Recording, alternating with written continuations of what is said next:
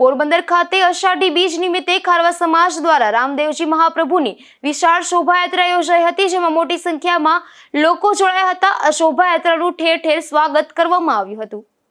પોરબંદર ખાતે અષાઢી બીજ નિમિત્તે ખારવા સમાજ દ્વારા દર વર્ષની પરંપરા મુજબ આ વર્ષે પણ રામદેવજી મહાપ્રભુની વિશાળ શોભાયાત્રાનું આયોજન કરાયું હતું। ખારવા સમાજના પંચાયત મંદિર ખાતે સવારે રાજપૂત સમાજના પ્રમુખ રાજભા જેઠવા સહિતના આગેવાનો ઉપસ્થિત રહ્યા હતા। ત્યારબાદ શોભાયાત્રાનું પ્રસ્થાન કરાયું હતું। ઢોલ શરણાઈ, બેન્ડ વાજા તેમજ પાલખી યાત્રા સાથેની આ શોભાયાત્રા શહેરના રાજમાર્ગો પર નીકળી હતી। આ શોભાયાત્રા શહીદ ચોક, શીતલા ચોક, માણેક ચોક, કસ્તુરબા ગાંધી રોડ, પાલાના ચોકથી પસાર થઈ શ્રી રામદેવજી મહાપ્રભુના નિજ મંદિરે પૂર્ણ થઈ હતી। આ શોભાયાત્રામાં ભગવાન રામદેવજી પ્રભુની પ્રતિમાને 200 વર્ષ જૂની ચાંદીની બગીમાં બિરાજમાન કરવામાં આવ્યા હતા। રામદેવજી મહાપ્રભુની પ્રતિમાને જે ચાંદીની બગીમાં બિરાજમાન કરવામાં આવ્યા હતા તે ચાંદીની બગી પોરબંદરના જ કલાકારે નકશીકામ કરીને બનાવી હતી। આ ધર્મોત્સવમાં શહેરના વિવિધ જ્ઞાતિ પ્રમુખો અને આગેવાનો, સામાજિક સંસ્થાના વડાઓ, ધાર્મિક વડાઓ તથા વિવિધ રાજકીય પક્ષોના આગેવાનોએ અને મોટી સંખ્યામાં લોકોએ રામદેવજી મહાપ્રભુને હારતોરા કરી આશીર્વાદ લીધા હતા। ઉપરાંત ખારવા સમાજના વાણોડ પવનભાઈ શિયાળ સહિત પંચ પટેલ અને ટ્રસ્ટીઓનું પણ ઠેર ઠેર અભિવાદન કરાયું હતું। ત્યારબાદ બપોરે 3 કલાકે પંચાયત મંદિર પાસે આવેલા શ્રી રામદેવજી મંદિર તથા દ્વારા ફળિયામાં આવેલા રામદેવજીના મંદિર ખાતે મહાઆરતી યોજાઈ હતી તથા બપોરે સાગર ભુવન હોલ ખાતે વાંદરી ચોક ખાતે મહાપ્રસાદીનું આયોજન કરાયું હતું, જેનો મોટી સંખ્યામાં જ્ઞાતિજનોએ લાભ લીધો હતો।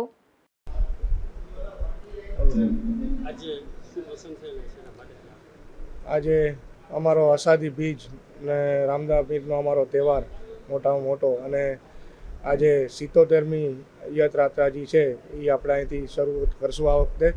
અને જેમ કે પરંપરાગત રીતે જેમ કે આપણા રાજપૂત સમાજ અને ખારવા સમાજનો ભાઈચારો ને જે પરંપરા જે છે, જે કે જેમ કે આપણે માતાજીની ચૂંટણી અર્પણ કરી, નારિયેળ શ્રીફળ અર્પણ કરી અને આપણે તલવાર ભેટ કરી અને પાગ પહેરાવી અને આ યાત્રાનો જે શુભ શરૂઆત થઈ છે રામાપીરની પાલખી લઈને, મોટા રામાપીરથી લઈ અને આપણે રામાપીરને આપણે અહીંયા લઈ આવીએ છીએ। અને સાથે સાથે અહીંયાથી સર્વે માટે દર્શન માટેનું આપણે લાવો મળતા હોય છે, ઘરે ઘરે જઈને દર્શન આપતા હોય છે। અને આજે જે યાત્રા છે એ આપણે પંચાયત મઢીથી લઈ અને આપણે ફરી પાછી પંચાયત મઢીથી પૂરી થશે।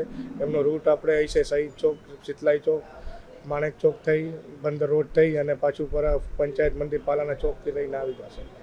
અને આમાં સાથે સાથે આ વખતે અમે જે આયોજનમાં જે ફ્લોટ્સ તૈયાર કર્યા છે એમાં અમે ઇન્ડિયન આપણે આર્મી છે એને આપણે એક ટ્રિબ્યુટ આપીએ છીએ। ઓપરેશન સિંદૂર જે હમણાં થયું હતું રિસેન્ટલી, એની આપણે ફ્લોટ તૈયાર કરી અને એને આપણે સલ્યુટ માટે કે ભાઈ જે પ્રત્યે કામ કર્યું હતું એ બધાએ એ રીતે આપણે એમાં એમના સહયોગ કર્યા।